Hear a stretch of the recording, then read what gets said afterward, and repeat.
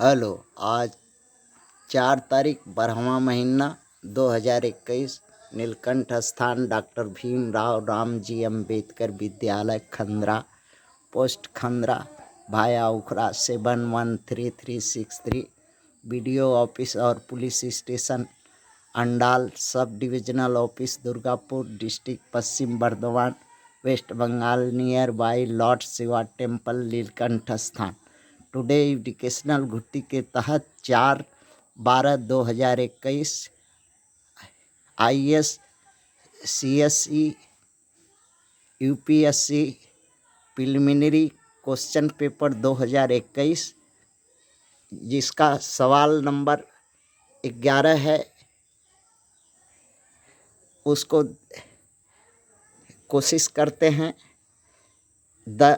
आते हैं ये वीडियो वंचित धन के अभाव से जो लड़के लड़की लोग घर में ट्यूशन नहीं पढ़ पाते हैं या नहीं कहीं पढ़ पाते हैं, उनको देखें। कम से कम ये 6 से लेकर 12 तक का क्लास में के विद्यार्थी के क्लास का है। आते हैं क्वेश्चन पर। 11 number, the money multiplier in an economy increases with which one of the following? अर्थव्यवस्था में मुद्रा गुणक से वृद्धि होती है। ये प्रश्न है। बैंकों में आरक्षित नकदी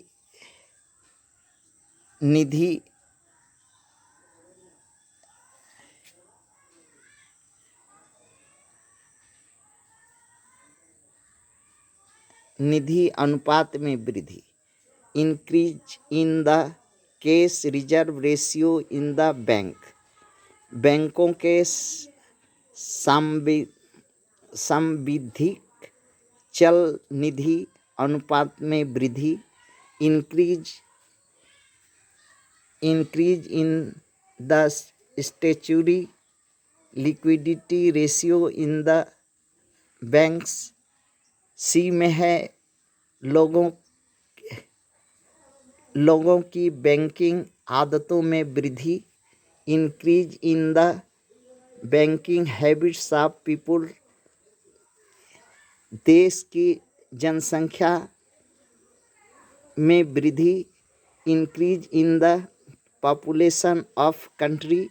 ये 4 ऑप्शन हैं। इसमें से इस क्वेश्चन को पहला जो है, हम कुछ पॉइंट पर गौर करें।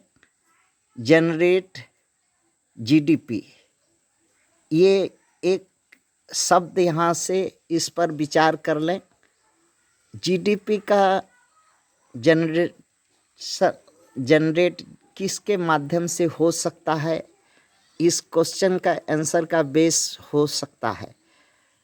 जीडीपी क्या है? वो मेजरिंग इंस्ट्रूमेंट ऑफ इकोनॉमिक्स का एक मापदंड है, पैमाना है। इसको ध्यान में रखें। और सेंट्रल बैंक क्या है? रिजर्व बैंक, जो भारत सरकार का रिजर्व बैंक है। और कॉमर्शियल बैंक जो लेन देन के लिए काम करते हैं, जैसे स्टेट बैंक है और नाना रकम 19 या और बैंक हैं। और सेंट्रल बैंक का काम जो है, रिजर्व बैंक का काम है न्यू करेंसी जनरेट करना, अर्थात छापना, प्रिंट करना। और कॉमर्शियल बैंकों का काम है उस करेंसी को सप्लाई करना या डिमांड के अनुसार कंज्यूमर को प्रोवाइड करना, देना। और यहाँ एक शब्द है जो कि मार्केट है। मार्केट वो जगह है जहाँ वो मीडियम है जो जीडीपी का जनरेटिंग स्टेशन है, अर्थात वहाँ से जीडीपी के जनरेट होती है। और कंज्यूमर वो है जो उस मनी को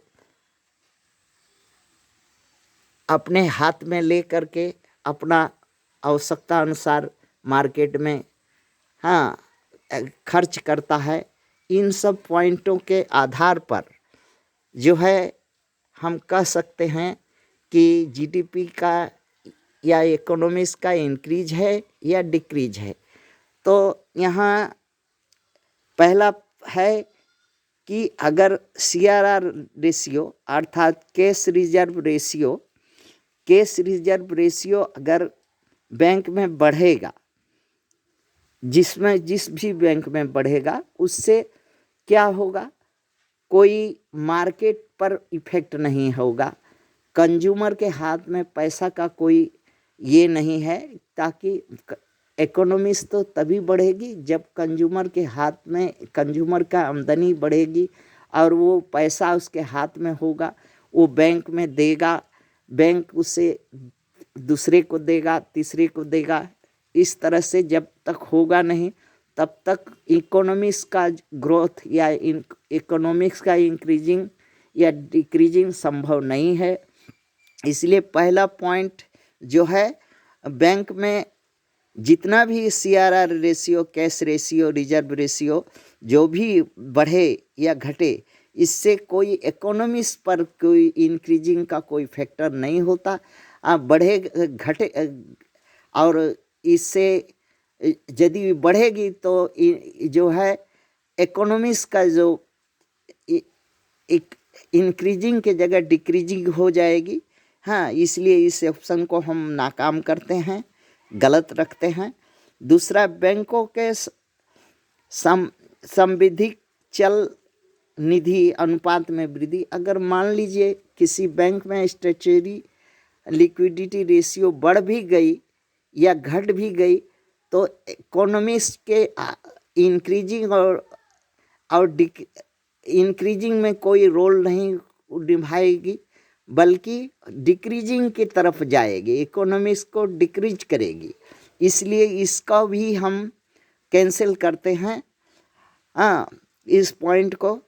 और लोगों की बैंकिंग आदतों में वृद्धि, increase in the banking habit of people, ये सबसे इम्पोर्टेंट पॉइंट है। वन ऑफ पॉइंट बोला है। तो इससे अगर कंज्यूमर का या आय अगर में वृद्धि है या सोर्स ऑफ आमदनी है, तो अगर 100 रुपया अगर कमाया है या पाया है या कमा रहा है, तो वो उसका आदत में 2 आदत है, कुछ उसका अंश जो है वो सेव करेगा, कुछ वो अपने मस्ती के लिए खर्च करेगा। अब दो आदत है उसका, या तो वो सेव करेगा तो अर्थनीति में वो पैसा का रोलिंग होगा, जिससे इकोनॉमीज में इंक्रीजिंग कैपेसिटी बढ़ेगी, एक दूसरे से तीसरे से चौथे, इस तरह से रोलिंग होगा। तो इकोनॉमिक्स जो है वहाँ पर एक तरह का जीडीपी बाय एक तरह का टैक्स, एक तरह का रेवेन्यू, एक तरह का जो इकोनॉमिक्स के लिए गेनफुल होगा। और दूसरा आदत है उसका कि या तो मस्ती के लिए अपने को खर्च करेगा, अपना कमाया हुआ पैसा को, तो मार्केट में आएगा वो पैसा, मार्केट फिर बैंक को देगा, वो पैसा जमा करेगा। इससे मार्केट जो है जीडीपी का निर्माण करेगा, जनरेट करेगा। इससे इकोनॉमिक्स को दोनों तरीक़ा से इकोनॉमिक्स जो है इंक्रीज हो सकती है।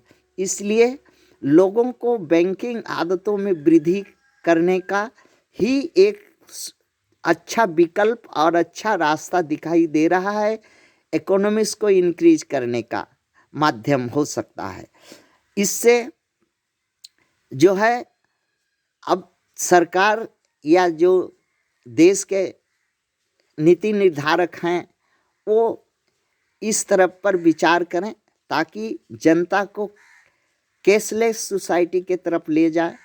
जनता के पास जमा जो करेंसी है वो ज़्यादा न रह सके, बैंकों में ऐसा अवसर दें ताकि बैंकों में वो जमा कर सकें, ताकि अर्थनीति में सहायक बने वो।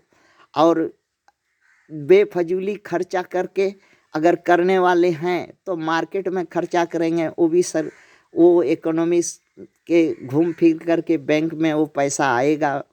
हाँ, बिजनेसमैन बैंक में जमा करेगा वो, और फिर तीसरा बिजनेसमैन लेगा, और इंडस्ट्री के ज़रूरत या किसी के ज़रूरत पर लोन दिया जाएगा, जिससे इकोनॉमी सुदृढ़ होगा। ये हैबिट जो है बढ़ाने का कोशिश करे सरकार, लोगों के बैंकिंग आदतों में वृद्धि करने का कोशिश करे। ये सबसे इफेक्टिव और सबसे कामयाब ऑप्शन है।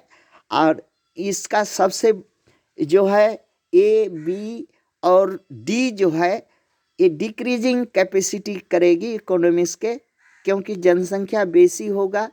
हाँ, इकोनॉमिक्स में जीडीपी जो है वो आय नहीं हो पाएगी, और पब्लिक में हाहाकार मचेगा, हर चीज़ का डिमांड बेसी होगा, इससे लाभ नहीं होगा, इकोनॉमिक्स का इंक्रीज नहीं होगा, बल्कि इन्फ्लेमेशन नेशन और अन्य फैक्टर जो है हावी होगा, और अर्थनीतिक रूप से देश को क्षति होगा। इसलिए ए, बी और डी जो है डिक्रीजिंग ऑफ इकोनॉमिक्स के रूप में हम देखते हैं, और सी को जो है ऑप्शन लोगों के बैंकिंग आदतों में वृद्धि को इंक्रीजिंग फैक्टर के रूप में, अर्थात इंक्रीजिंग फैक्टर के रूप में इकोनॉमिक्स को हम देखते हैं।